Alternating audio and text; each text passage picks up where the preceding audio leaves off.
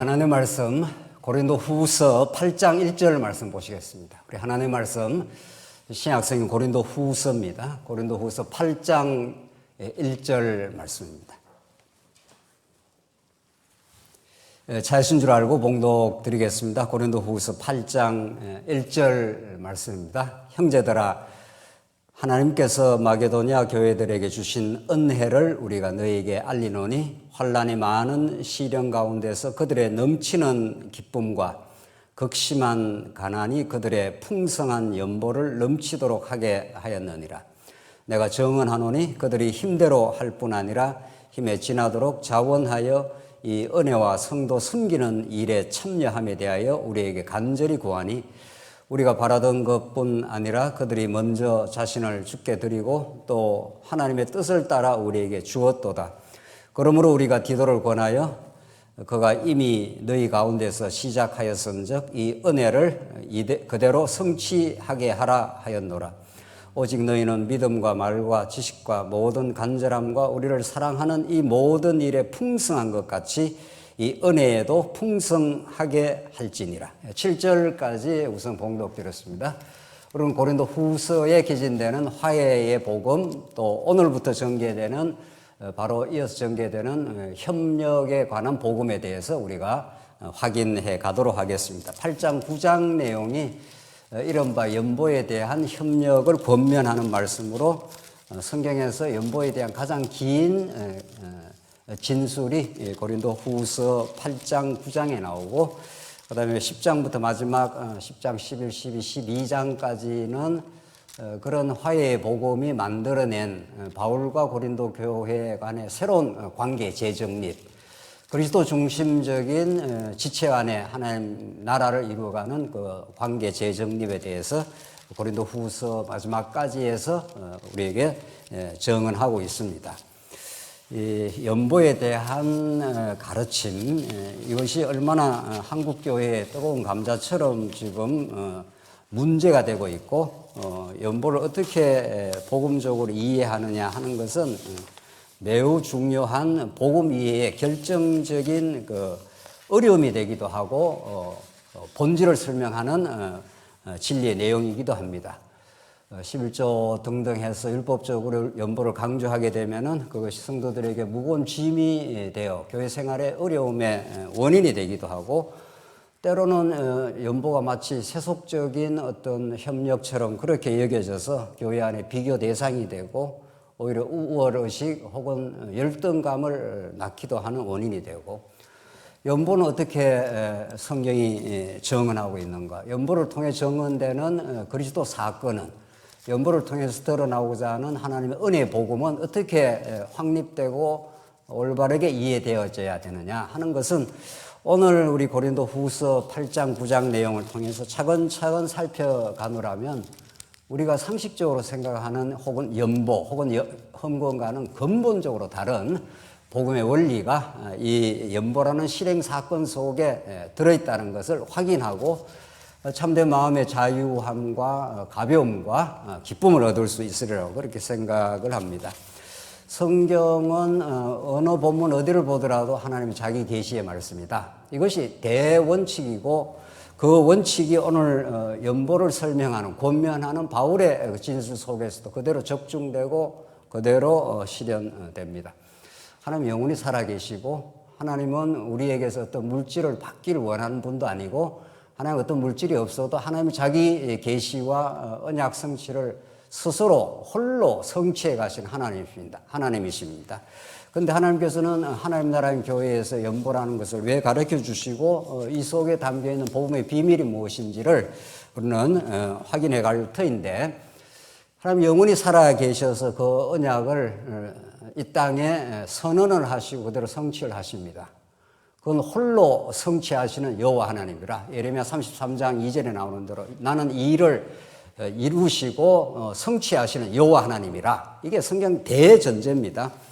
하나님께서 아담에게 그렇게 언약하시고 아브라함에게는 나라를 하나님께서 건설해 주시겠다 언약을 하셨습니다. 그걸 그대로 하나님의 주권과 은혜로의 방식으로 이루는데, 구약에는 모세를 통해서 이제 율법이라는 방편을 통해서 그 통치법을 통해서 이루어 가십니다. 복과 저주인데 이른바 하나님의 공의와 사랑의 법칙을 통해서 마땅히 율법을 지켜낼 수 없는 이스라엘 백성들에게 멸망받아 마땅한 그들에게 하나님께서 극진한 사랑을 베풀어서 당신이 여호와 되심, 그가 얼마나 역사를 주관하시고 살아계시는 분이심을 우리 가르쳐 주시고 그의 무궁한 속성의 영광을 드러내십니다. 이걸 신약에 와서는 예수 안에서 성취하시고 예수를 통해서 하나님 나라를 이 땅에 신을 해가겠다 이런 거죠. 그래서 사복음서는 하나님 나라의 교회의 기초를 영원한 반석, 내가 이 반석 위에 교회를 세우리니 그 반석 외에는 하나님 나라 교회가 세워지지 않는다. 이게 이제 복음서에서 하나님 예수님께서 선언을 해놓으셨지 않습니까? 그렇게 하나님 나라 교회의 머리가 되시기도 하고 기초가 된 그 예수 그리스도 사건은 이제 성령이 오셔서 이 땅에 하나님 나라를 실현을 해 가십니다. 이게 오늘 고린도 후서에 계신 데는 로마서, 고린도 전후서 등등등등 나오는 계시록까지 하나님 나라 교회를 당신이 세우시고 당신이 통치를 해 가십니다. 한 번도 그 언약은 어긴 바가 없고 우리와 함께 하신다고 하는 임마누엘 약속이 변개됨도 없습니다. 고린도 교회도 마찬가지인 거죠. 하나님의 그 사랑의 통치, 하나님이 예수가 머리가 되어서 통치해가는 그 은혜와 사랑을 깊이 깨닫기만 한다면은 이 땅에 교회는 하나님 나라를 실현하는 거죠. 하나님 나라가 무엇입니까? 능력 많으신 예수가 말씀이 육신이 되어 낮아지심으로 우리를 높이시는 사건인 거죠. 이건 세상 나라와 현격하게 구분되는 하나님의 나라인 거죠. 세상 나라는 힘 있는 자가 힘 없는 자를 지배하는 나라, 군림하고 함부로 대하는 나라. 그러나 하나님의 나라는 그 아들 예수 그리스도가 이 땅에 오셔서 이루시는, 섬기는 사랑의 통치를 이루는 나라인 거죠. 그 성령이 오셔서 그 예수 그리스도를 증거해 주심으로 이 땅에 하나님 나라를 이루어 가십니다. 고린도 교회는 그 하나님 나라로서의 교회가 선언이 되고 이제 이루어진 겁니다. 고린도 교회가. 그들은 전혀 예수에 대해서 알지도 못하고 하나님 나라가 무엇인지 알지를 못하는 이방인들인 거죠. 그들에게 이방의 사도인 사도 바울을 하나님 보내십니다. 유대인들 자기들이 구약의 이스라엘 백성의 자존감을 가지고 있었지만 하나님께서 그들의 어리석음을 꺾으시고 시기나게 하시려고, 왜냐하면 그들은 율법을 지켜서 예수님 당시 말이죠. 예수님 당시 몇백 년이 이제 그들이 바벨론에 잡혀갔다 돌아와서 점점 복음이 희석됩니다. 중간기 캄캄한 시대를 지나면서 구약율법을 전부 오해를 해버렸습니다. 구약율법을 마치 도덕법인 양 자기들이 지킨다고 착각을 하고 오히려 그렇게 자기 의를 내세우던 유대인들이 예수님을 십자가에 못 박습니다. 이건 정말 역설 중에 역설인 거죠. 자기들이 의롭다 생각하는 자는 예수를 십자가에 못 박고 세리와 창기들은 예수를 복음으로 받아들이게 되는 거죠. 하나님 나라가 찾아온 거지요. 죄인들을 용납하고 죄인들을 용서하고 죄인들을 다스려주는 나라, 그 나라를 예수님께서 이제 성취를 하신 겁니다. 자, 오늘 고린도 교회도 그들은 전혀 복음에 대해 들어본 적도 없고 하나님 나라가 무엇인지 모릅니다. 우리도 마찬가지였죠. 그들에게 이제 예수가 그리스도임이 증거되고 하나님 나라가 이 땅에 실현돼 간다. 이제는 로마 제국이 너희들을 지배하는, 육신을 지배할지는 모르지만 진짜 이 세상을 지배하고 세상의 왕이 되어주시고 우주의 통치자는 예수 그리스도이시다. 이게 바울이 고린도 교회에 증거한 복음이었고 그 복음을 고린도 교회가 받아들인 겁니다. 그러나 아직 고린도 교회가 충분히 성숙하지 않아서 그 하나님 나라의 원리를, 그 질서를 깊이 깨닫지는 못한 겁니다. 그러니까 나는 게바파, 나는 아볼로파, 나는 심지어 그리스도파도 있은 거 아니에요? 그렇게 해서 서로 키재기하고 서로 경쟁하면서 우리가 더 낫다는 걸 증명하고 싶어 하는 거죠. 이것이 하나님 나라의 속성과는 배반되는 그 질서를 따르지 못한 어리석은 삶이었다는 것이 바울에게는 너무도 가슴 아픈 일이었고 고린도 전서에서, 고린도 후서에서 다시 그들을 세워가는, 견고하게 세우는 복음이 이제 고린도 후서에, 고린도 전서에도 물론 나왔고 십자가의 도는 멸망하는 자에게는 미련한 것이지만 구원 얻는 너에게는 하나님의 능력이라. 이 세상 사람들, 로마 제국이 가장 중범죄로, 가장 그 나라를 반역하거나 그 나라를 선동하거나 그 나라의 로마 제국의 권위를 도전하는 자에게 가는 형틀이 십자가 형틀이죠. 산채로 달았다는 거 아니에요. 예수님이 산채로 그냥 달립니다. 가장 저주스럽고 가장 정말 흉악범이 겪게 되는 그 십자가가 하나님의 영광이라는 사실, 그것이 하나님의 극진한 사랑의 계시라는 것을 누가 알겠느냐고요. 그래서 고린전서가 그걸 말하는 거죠. 이것은 세상의 관원들이 알지 못했던 복음이다. 가장 저주스러운 모습, 가장 비참한 모습, 그 속에 하나님의 지혜, 하나님의 능력, 하나님의 극진한 사랑이 드러날 줄 누가 알았겠느냐.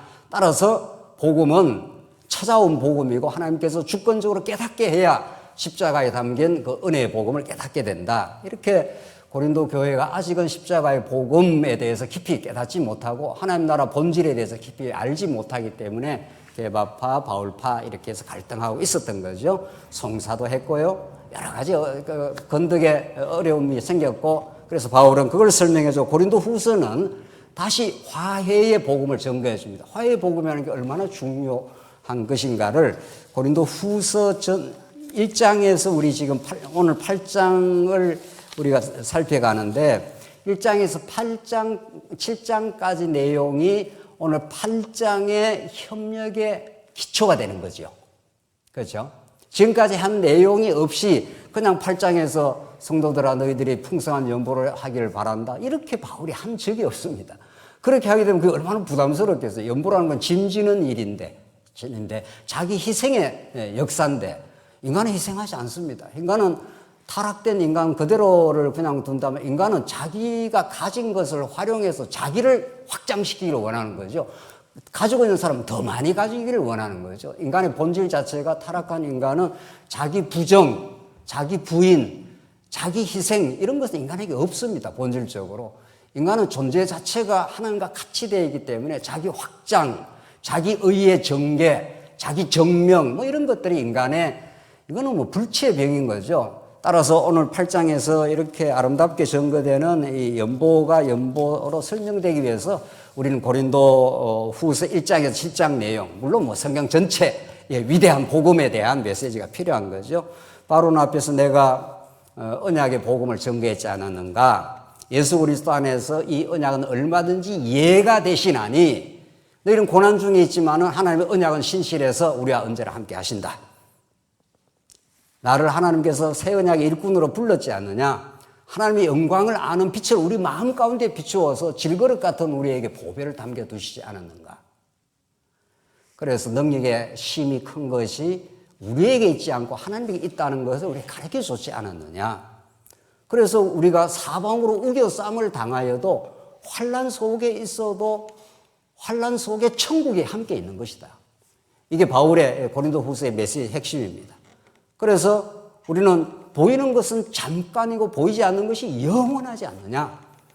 우리가 지금 보이는 것 때문에 지금 갈등하고 시기하고 경쟁하고 하는 것인데 우리의 시야는 영혼의 세계로 닿아져 있고 예수가 화해의 복음을 오셔서 영생의 하나님으로부터 너희가 단절되었다가 예수 그리스도 안에서 화해되었다. 지금 그게 우리 지금까지 7장 내용의 핵심 내용인 거죠. 그래서 사도 바울은 이젠 그리스도 안에서 새로운 피조물이 되지 않았느냐. 새로운 피조물이라는 건 새로운 가치관, 하나님 나라 백성, 제사장 나라의 백성으로서 그분이 죄를 알지도 못한 그리스도를 지금 바울이 하는 표현입니다. 그 화해의 복음에서 우리를 대신하여 죄를 삼은 것은 우리도 그 안에서 하나님의 의가 되게 하려고 그래서 하나님 앞에 이제 올바르게 설 수 있다. 의가 되었다. 하나님하고 불의하라는 거 하나님과 생명에서 떨어져 나왔다가 하나님과 딱 바르게 세워졌지 않았느냐. 그 이제는 아무리 환란이 온다 해도 질거릇 속에 우리의 영원한 가치, 우리의 마음을 보물이 있는 곳에 너희 마음이 있느니라 했지 않았어요? 보화, 보배 대신 예수 그리스도 알면 우리 마음이 거기에 붙어 있기 때문에 환란 속 천국을 누릴 수 있지 않느냐.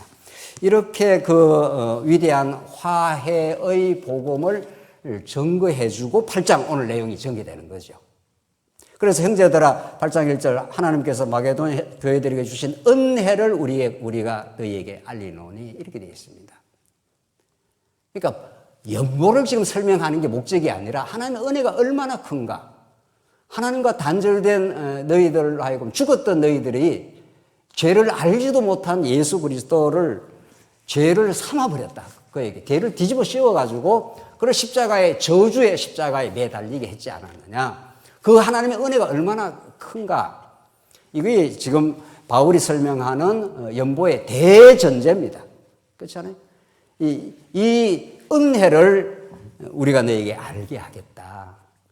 그 하나님의 은혜의 사건이 너희 지금 마게도냐 성도로 하여금 소위 말해서 인간이 할 수 없는, 타락한 인간이 할 수 없는 순수한 그 아름다운 풍성한 연보를 가능하게 했다. 지금 그런 뜻입니다. 2절, 환란의 많은 시련 가운데서 그들의 넘치는 기쁨과 극심한 환란이 그들의 풍성한 연보를 넘치도록 하게 하였느니라. 마게도냐 성도도 마찬가지예요. 사도 바울이 겪은 것도 사형 선고를 받은 것처럼 내가 환란 중에 있었다. 그것은 하나님만 의지하게 하려고 그랬다. 이게 그 고린도 후서 1장에 처음 풀어갈 때 그 선언 말씀이지 않았습니까? 마게도냐 성도도 그렇고 이 땅에 어떤 광야를 살아가는 이 땅에 오고 오는 모든 성도의 그 삶의 실상이라는 거죠. 환란과 천국이 함께 있다는 겁니다. 이미 예수님이 회개하러 천국에 가까이 와내려서 가까이 오셨습니다. 이미 우리가 안에 찾아오신 거죠. 근데 이 땅에서 천국을 천국으로 느끼려면은 환란이 필요하다 이런 뜻입니다. 빛의 고마움을 느끼려면 어두움이 반드시 필요한 것처럼 빛과 어둠이 공존하는 것이 하나님의 이 계시 세상의 섭리의 원칙이듯이 오늘 본문 말하는 대로 환란의 많은 시련 가운데서 그들이 넘치는 기쁨과 이렇게 되어 있잖아요. 그래서 얼마나 이거는 참 아이러니입니다. 우리는 그냥 기쁨만 있기를 바라는 거죠. 우리는 삶에 어려움이 없기를 바라는 거죠. 이게 모든 인지상정입니다. 어떤 인간이 고난을 원하겠냐고요. 조그마한 고난이 있어도 우리는 당장 거부하고 싶고 그게 괴로운 일로 우리가 다가오는데 그걸 수용하는 사람은 없는 겁니다. 타락한 우리 모든 인생은. 하나님께서 부딪히게 하니까 어쩔 수 없이 겪는 일이지 고난이라는 게 세상에 누가 고난을 웰컴 하겠냐고요. 그런 사람 없습니다. 그런데 놀라운 사실은 그 고난에 대한 해석이 달라진다는 겁니다. 환란에 대한 해석이 달라진다. 그 환란의 이유가 설명이 된다는 겁니다. 환란이 와야 내가 소중하게 여기는 것들을 털게 되어 있습니다. 내가 이전에 세속적으로 예수 그리스도를 우리는 소중하게 보배로 생각하며 영원히 새하늘과 새 땅에서 그렇게 살 겁니다. 그의 신부에게 필요한 건 신랑입니다. 신부가 참으로 사모하고 바라는 건 참 신랑인 거죠. 근데 신부가 신랑보다 더 사랑하는 게 많다는 거죠. 그게 이 세상의 우상입니다. 하나님께 그걸 털어내는 방법이 하나님께서 시련이라는 겁니다. 그게 굉장히 아픈 일인 거죠. 굉장히 고통스러운 일인 거죠.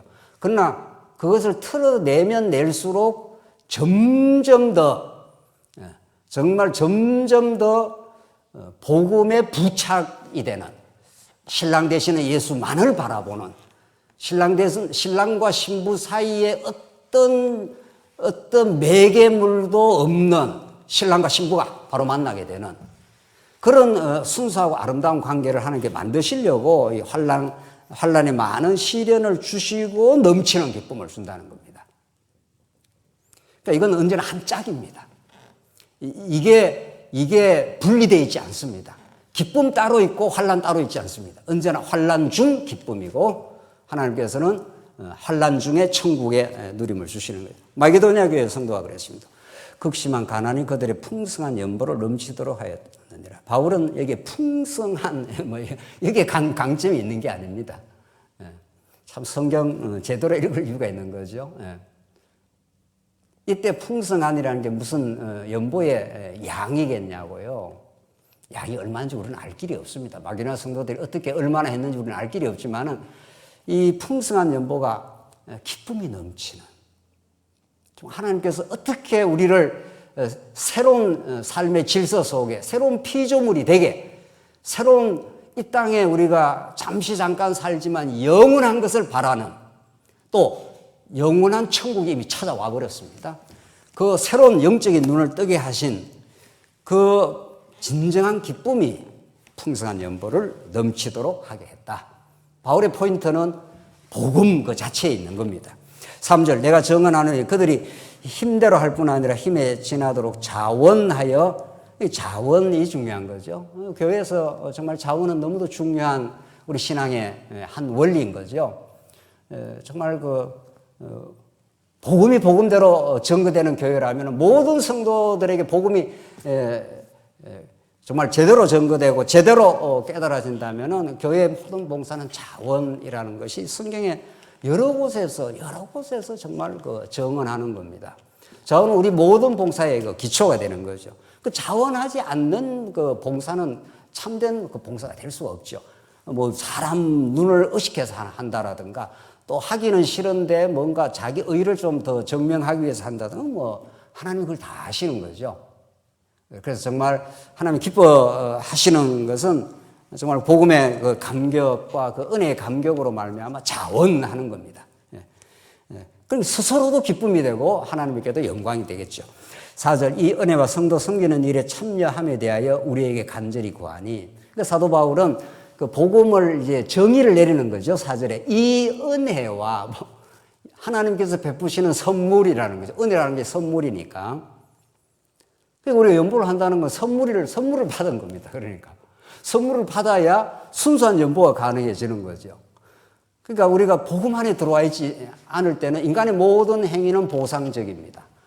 아무도 이걸 우리는 부인할 수가 없습니다. 순수한 복음의 감동이 찾아오지 않으면 타락한 인간의 하는 일체의 모든 행위는 자기 하나님과 같이됨이라고 하는 죄악의 추구 아니겠어요? 그걸 우리가 부정을 하겠냐고요. 그러니까 인간은 어떤 행위를 하고 나서 그것이 어떤 형식으로 이제 되돌아오기를 바라는 거죠. 자기에게. 왜냐하면 자기를 위해서 했기 때문에 그렇습니다. 인간의 일체 행위는 다 자기에서 시작해서 자기에서 끝납니다. 타락한 인간 말입니다. 죄인인 인간.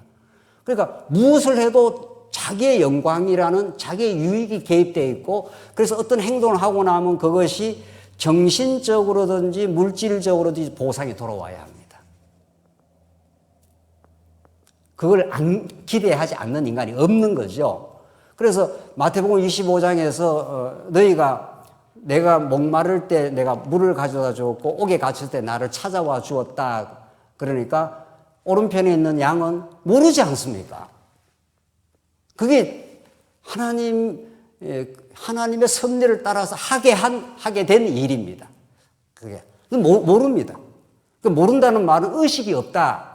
내 머리로 하지 않았고 내 안에 살아계신 그리스도가 감동을 줘서 우리가 복음의 일을 했기 때문에 내 의식에 살아있지 않습니다. 그러니까 보상이라는 게 불필요한 거죠.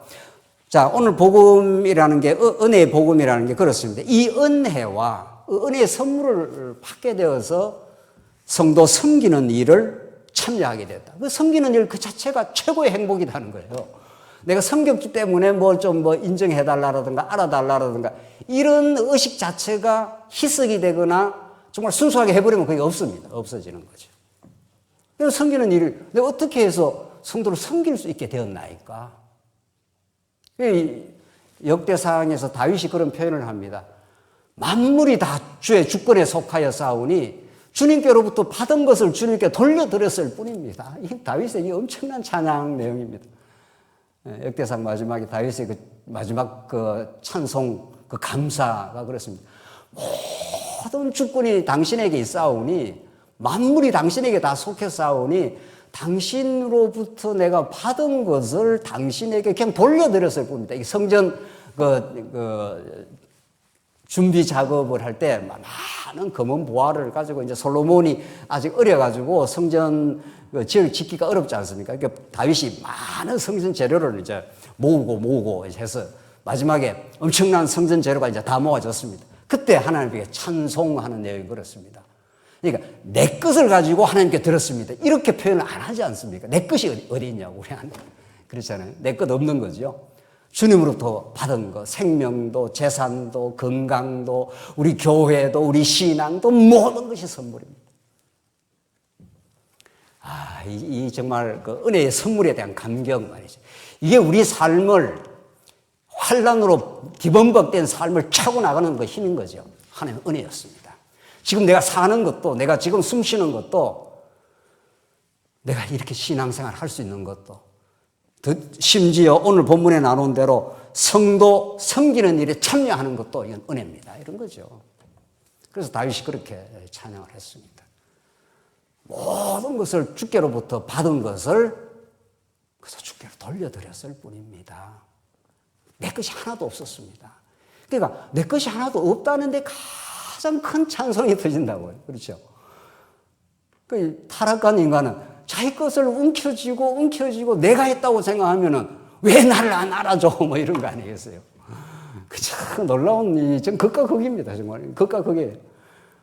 모든 것이 주의 주권으로부터 왔사오니 모든 것이 그분으로부터 온 은혜의 선물이니 그분께 그냥 돌려드렸을 뿐입니다 했는 이 다윗은 감사, 찬양 이게 막 터져 나오는 거란 말이죠.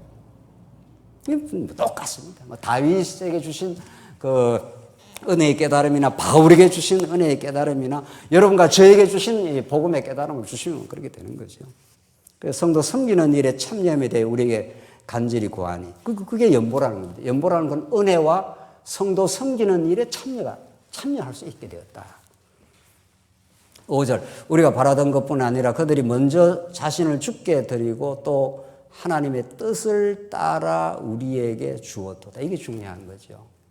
연보라는 건 무슨 물질을 물론 이제 물질로 하나님의 은혜의 복음을 나누는 행동인데 연보라는 게 그거 이전에 5절에 우리가 바라던 것뿐만 아니라 그들이 먼저 자신을 주께 드리고 이게 중요합니다. 예. 그러니까 참 신앙 없이 참 연보 없다 이런 뜻인 거죠. 세상 사람들 얼마나 그 구제 활동을 많이 합니까? 그걸 우리는 연보를 하지 않는다고요.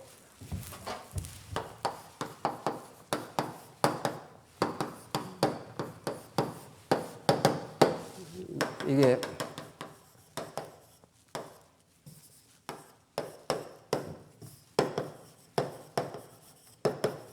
이거 어떻게 이렇게 우리 신앙의 선배들이 이렇게 멋들어진 번역을 했는지 모릅니다. 네, 헌금이라는 것보다 훨씬 더 복음적인 번역인 거죠. 연보라는 것은 연보 속에 그리스도 사건이 가장 핵심적으로 담겨 있습니다. 도대체 누가 자기를 버립니까? 도대체 어떤 존재가 누구를 위해서 버리냐고요. 이게 정말 위대한 복음입니다. 연보는. 복음 그 자체를 가장 잘 반영하고 있다는 거죠. 하나님의 아들 그분이 이 땅에 오셔서 자기를 십자가에 버려주심으로 여러분과 제가 무궁한 생명을 얻은 겁니다. 보태어진 겁니다. 이게. 이 버릴 연자 보태를 보자 아닙니까? 그러니까 먼저 자신을 주께 드리고라는 것은 내가 주님의 것입니다. 아까 우리 다윗의 신앙 고백을 말했더라. 모든 것이 주님으로부터 왔는 것을 주님께 돌려드렸을 뿐입니다. 뭐 내가 한 게 하나도 없습니다. 이 말입니다. 내 것이라는 게 하나도 없지 않았습니까? 이런 거죠. 그게 먼저 자신을 주께 드리고라는 그 명제입니다. 이걸 하나님께서 우리에게 이 땅에 무엇보다도 고귀한 신앙으로 영원한 복음의 내용으로 우리에게 주셨다는 겁니다. 고린도교회 성도들은 이 복음을 깨닫기 전에는 자기가 주인이에요. 복음이 바울을 통해서 이렇게 덮친 거 아닙니까? 고린도교회 성도들도 마찬가지고 우리도 130년 전에 선교사를 이 땅에 하나님께서 이렇게 보내지 않았으면 우리가 어떻게 복음을 듣습니까? 성경을 어떻게 보냐고요. 그래 성경을 본다는 거, 우리가 복음을 듣는다는 거 다 밖에서 우리에게 주어진 사건입니다. 수동적으로 우리에게 주어진 사건이지 내가 뭘 어떻게 한 게 하나도 없습니다. 그러니까 고린도교회 성도들도 전혀 하나님에 대해서, 하나님의 나라에 대해서, 십자가 사건에 대해서 전혀 모르는 거죠. 완전 이걸 무지몽매하다는 말이 정말 그럴 때 쓰는 말입니다. 그러니까 그들이 뭐 주님께로부터 모든 것이 왔습니다. 뭐 이런 고백을 할 수가 없는 거죠.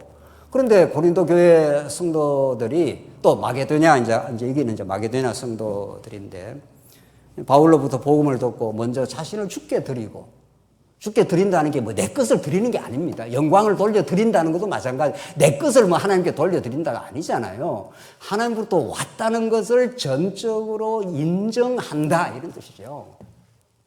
그게 우리 신앙 아닙니까? 그래서 그걸 먼저 마게도냐 성도들이 했다는 겁니다. 주님의 것입니다. 주님부터 온 생명입니다. 주님부터 주어진 물질일 뿐입니다. 뭐 이런 거죠. 또 하나님의 뜻을 따라 우리에게 주었도다. 예. 자기들의 무슨 의지 따라서 이래야 되겠다 저래야 되겠다 하는 게 아니라 하나님의 뜻을 따라서 우리에게 주었도다. 하나님 뜻을 따라서 주었기 때문에 그 영광이 하나님께만 다 돌아가는 거죠. 당연히. 그렇지 않겠어요? 바울은 이걸 딱 지적을 하고 있는 중이죠. 이게 중요한 일이다. 이게. 6절 그러므로 우리가 디도를 권하여 그가 이미 너희 가운데서 시작하였은즉 이 은혜를 그대로 성취하게 하라 하였노라. 그래서 이게 이미 고린도 교회가 예루살렘 교회 성도들이 어렵다는 소식을 듣고 얼마 전부터 이런 연보를 시작을 한 겁니다. 그런데 중간에 바울과 고린도 교회 간에 갈등과 어려움이 생겨났고 그래서 그게 잠시 중단이 된 겁니다. 그걸 바울은 소상하게 지금 다 알고 있는 중이죠. 너희들이 참 잘 시작했지 않았느냐. 또 마게도냐 성도들은 이렇게 해서 이렇게 연보 실행을 통해서 지금 마게도냐, 고린도 교회, 예루살렘 교회가 다 각지 다른 형편에 있지만은 하나님께서 그들을 균등케 하시려고 이런 연보에 마음을 주셔서 지금 역사를 지금 하고 있는데 이 일을 시행하도록 해라. 너희들이 원래 잘 시작을 했다. 너희 가운데 시작하였은즉 이 은혜를 그대로 성취하게 하라 하였노라. 그래서 한 중단된 그것을 너희들이 원래 선한 마음을 가지고 시작한 일을 성취하도록 하라. 마무리하도록 하라. 이렇게 지금 바울이 권면하면서 7절 오직 너희는 믿음과 말과 지식과 모든 간절함과 우리를 사랑하는 이 모든 일에 풍성한 것 같이 이 은혜에도 풍성하게 할지니라. 너희들 하나님께서 너희들에게 믿음도 주시고 또 하나님의 말씀을 또 전하기도 하시고 지식과 모든 간절함과 우리를 사랑하는 이 모든 일에 특별히 우리를 사랑하는 그러니까 고린도 교회와 사도 바울의 관계입니다. 관계 원래는 복음 안에서 뜨거운 그 사랑의 관계였는데 중간에 거짓 사도들이 이간질을 하면서 다른 복음을 전했습니다. 그래서 이게 이제 관계가 좀 헝클어졌다가 다시 이제 복원이 된 거죠. 그 복원 되게 하시려고 지금 바울은 이제 고린도 후서에 화해의 복음을 전거해 준 거잖아요. 근본적으로 하나님과의 근본 화해는 또 성도와 성도 간의 화해를 만들어내는 거니까. 그래서 바울이 이제 그렇게 말하면서 8절 내가 명령으로 하는 말이 아니요 오직 다른 이들의 간절함을 가지고 너희의 사랑의 진실함을 증명하고자 하는 것이다. 바울은 빌레몬서에도 나오지 않습니까? 내가 나이 많은 내가 빌레몬 너희에게 내가 명령할 수 있지만은 사랑을 인하여 내가 너희에게 간구를 하노니 간청을 한다는 거죠. 이 오네시모를 좀 받아줘. 오네시모가 네 돈을 떼먹고 여러 가지 어려움을 주고 지금 감옥에 들어와서 이게 흉악한 범죄자지만 감옥 안에서 복음을 듣고 사람이 변했어. 그래서 우리가 다 새로운 관계 회복을 만들 수 있지 않겠니? 이렇게 하면서 바울이 내가 명령할 수 있지만 내가 나이 많은 내가 너한테 이렇게 해, 이렇게 하라, 이렇게 명령할 수 있지만 그렇게 안 하겠다는 거죠. 단지 너희의 사랑의 진실함을 드러내는 게 좋아. 이렇게 바울이 말하면서 9절 말씀을 정언해 줍니다. 오늘 이 9절 말씀까지 오기까지 지금 사실은 바울이 여러 지금 권면도 하고 설명도 한 겁니다. 9절 말씀이 지금까지 설명했던 은혜의 이 연보 말입니다. 은혜로 시작하고 은혜로 성취될 이 연보라는 정말 타락한 인간은 상상할 수 없는 연보라는 건 하고 정말 하나님이 하셨다고 더욱 감사하는 이런 일은 죄인이 해낼 수가 없습니다. 해낼 수가 없는 게 상상할 수가 없습니다. 그런 거죠. 죄인과 이미 의인이 된 하나님의 백성의 길이 다릅니다. 그래서 레위서에서 너희는 애굽의 그 풍속, 너희들이 들어갈 가나안의 풍습을 따르지 마. 그걸 뭐 레위서, 지금 우리가 살펴가는 레위서에 신신당부하는 게 그 말씀이에요. 왜 그렇습니까? 애굽이라는 나라의 가치관과 풍속과 하나님이 언약대로 세우는 제사장 나라의 가치관과 풍속은 달라도 동에서 서와 달라. 애굽에서의 가치관은 너희들이 다 이방신을 섬겼지 않아. 태양신을 섬겼지 않아. 그 태양신에는 우상을 섬겼다는 말은 그 자기를 섬기는 겁니다. 우상은 탐욕이니까. 모든 인간은 자기 탐욕을 섬기는 거죠. 그걸 따라가지 마. 그렇게 따라가면 하나님 나라가 이루어지지 않아. 내가 아브라함에게 약속한 하나님의 나라, 모세의 율법을 통해서 이루는 제사장 나라는 어떤 재물이 죽어야 돼. 이런 거죠. 어떤 재물이 영원히 죽어버려야 돼. 죽어 살아나야 돼. 그래야 새로운 나라, 애국 같은 나라가 아니라 새로운 나라가 탄생을 해. 그게 제사장 나라입니다. 제사장 나라는 것이 양이 죽는 나라 아닙니까? 피를 흘리는 나라. 그 희생 제물이 되는 나라. 그 희생 제물을 통해 드러난 하나님의 사랑과 그 은혜와 그 용서가 있는 나라. 그 나라의 법칙대로 너희들을 살게 해주마. 이런 거죠. 그런 것처럼 연보라는 것은 너무도 아름답고 숭고한 일입니다. 그거는. 이건 타락한 나라에서는 상상을 할 수가 없는 거죠. 하나님께서 우리 예수를 믿게 하시고 예수 안에 이루시는 그 크고 놀라운 일을 오늘 9절 내용에서 설명을 하는 거죠. 지금까지 연보를 이렇게 저렇게 권면하고 설명하다가 우리 주 예수 그리스도의 은혜를 너희가 알거니와 부요하신 이로서 너희를 위하여 가난하게 되심은 세상에 이런 복음이 어디 있습니까? 이게 복음의 진수입니다.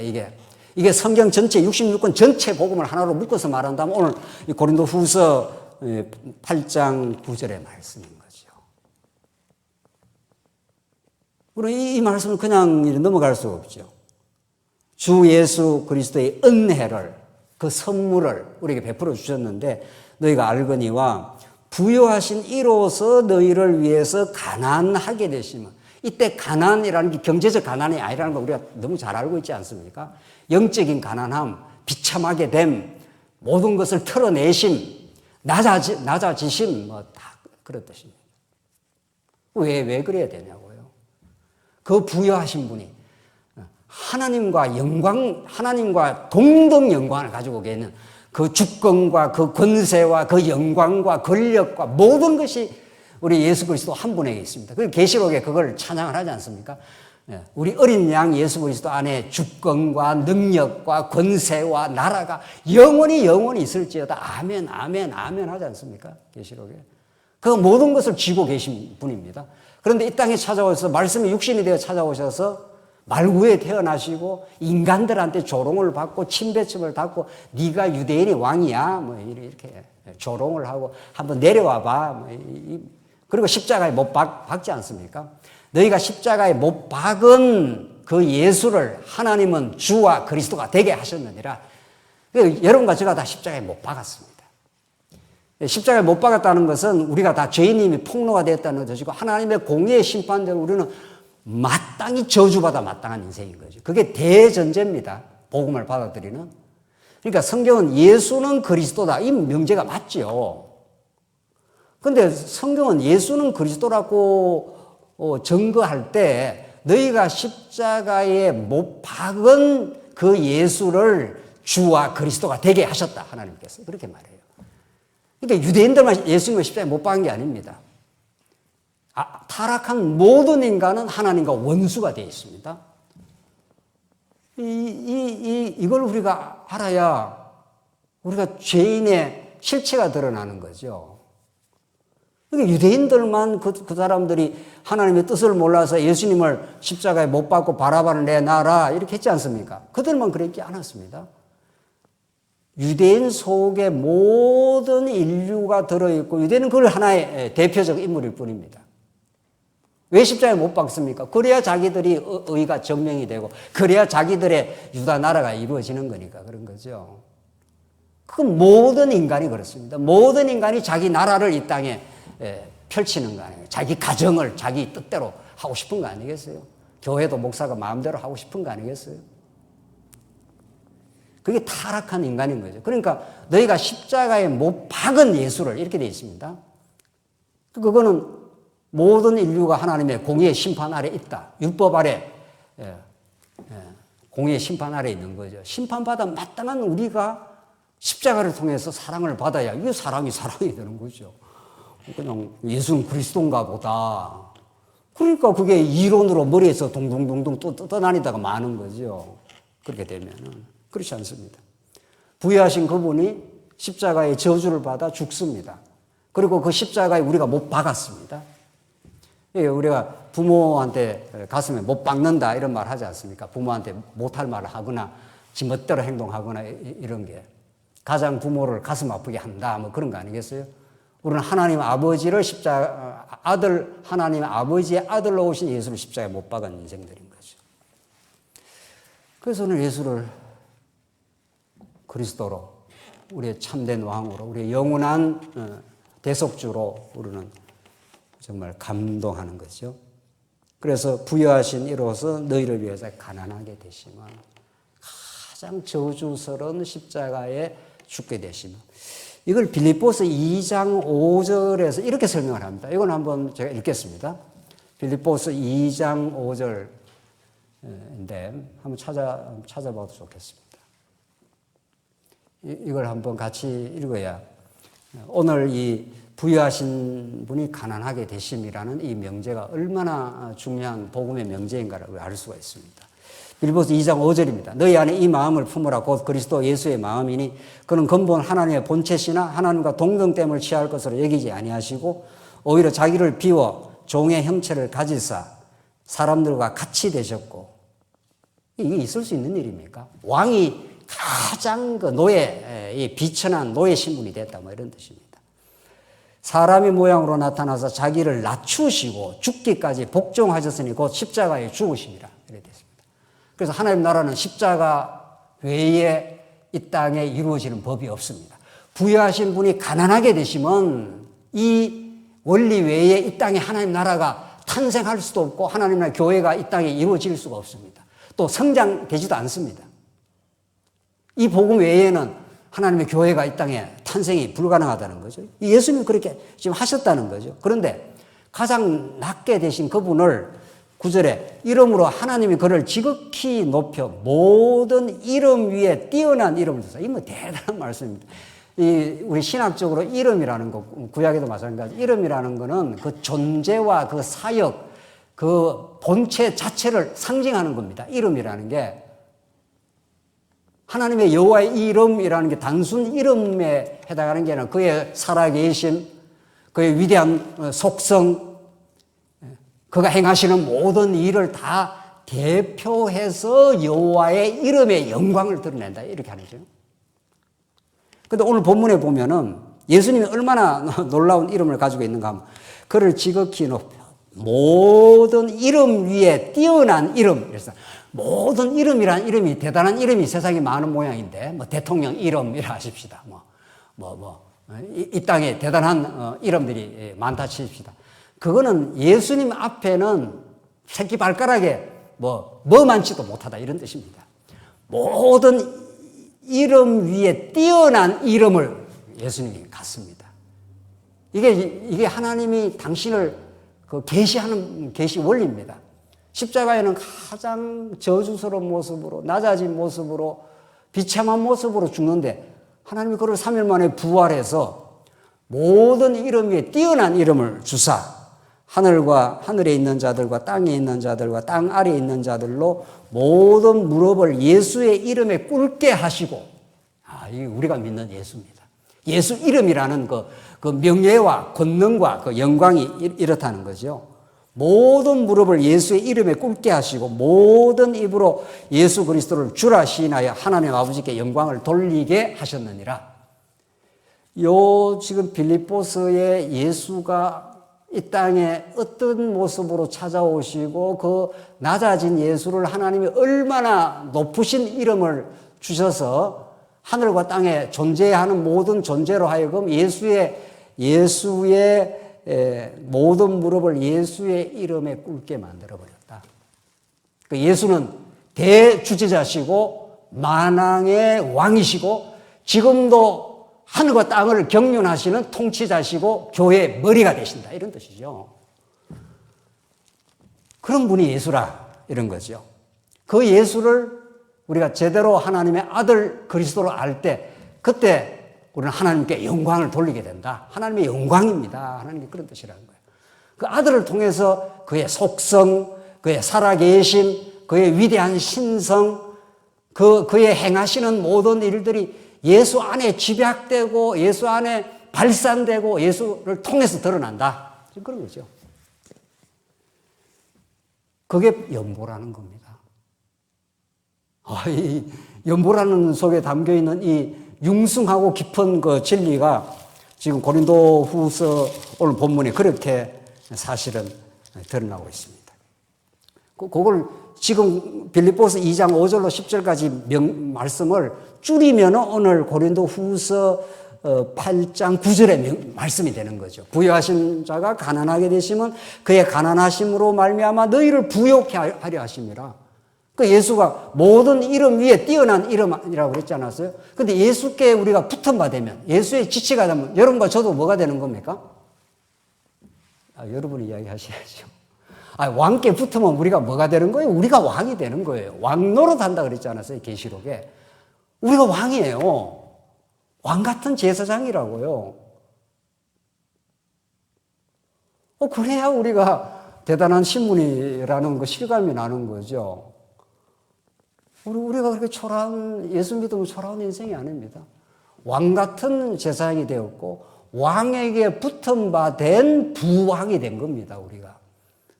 그래서 우리가 왕 노릇 합니다. 이때 왕 노릇 한다는 것이 남을 지배하고 군림한다는 그런 뜻이 아니라는 걸 우리 알 수 있지 않습니까? 예수 왕은 너희를 섬기로 대속물로 주어 왔노라 하는 그 왕의 그 실현이 대속물로 주어 섬기는 왕이니까 섬기는 왕이 되는 거죠. 그래서 교회의 모든 직분자들, 교회의 모든 일꾼들은 섬기는 왕이 된 거죠. 마음대로 성도들을 지배하고 컨트롤하는 그런 존재가 된 게 아닌 거 아니겠어요?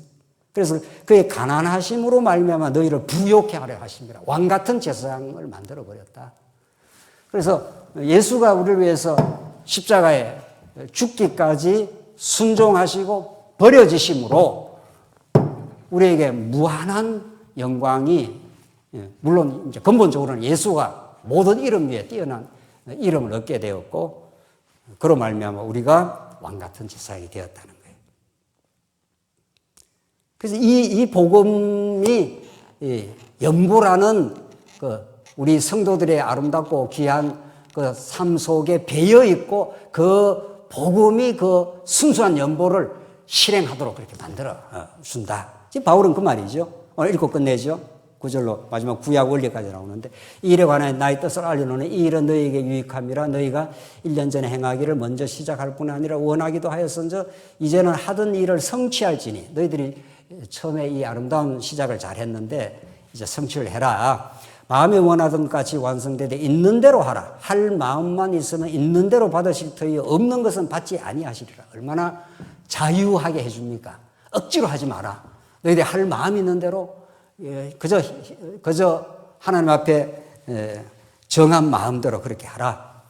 이는 다른 사람들은 평안하게 하고 너희는 공고하게 하려는 것이 아니요 균등하게 하려 함이니 이제 너희의 넉넉한 것으로 그들의 부족한 것을 보충하면 후에 그들의 넉넉한 것으로 너희의 부족한 것을 보충하여 균등하게 하려 함이라. 기록된 것 같이 많이 거둔 자도 남지 않았고 적게 거둔 자도 모자라지 아니하였다. 이게 구약적 원리입니다. 구약에 만나가 왔을 때 좀 많이 거둔 사람도 있고 적게 거둔 사람이 있는데 오멜로 되어갖고 이렇게 대로 이렇게 되니까 다 좀 많이 거둔 사람도 먹는데 부족함이 없고 적게 먹는 사람도 먹는데 부족함이 없었더라.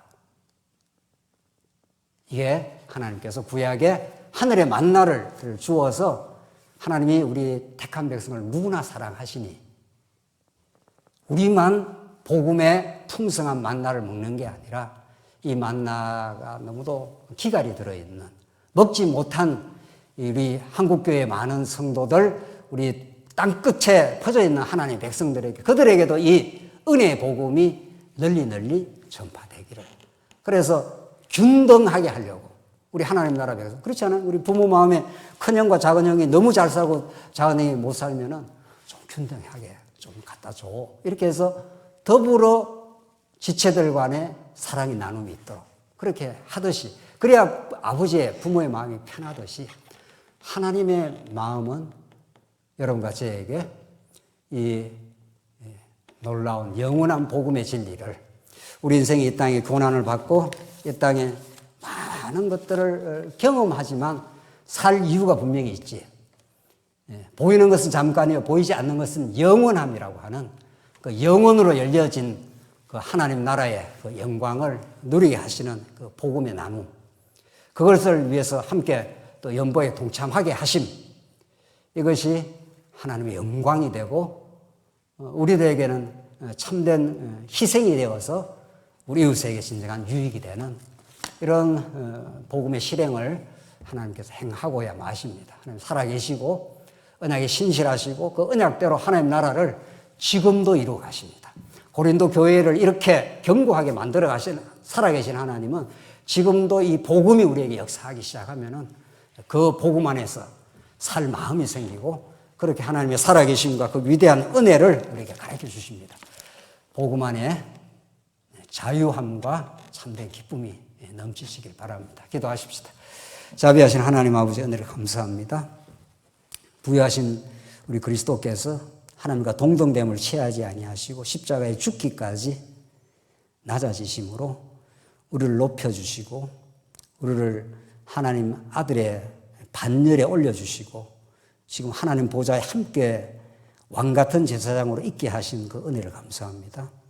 그 은혜가 이 고난에 벅찬 삶을 뚫고 나가는 참된 힘이 되게 하시옵소서. 예수님 이름으로 기도하옵나이다. 아멘.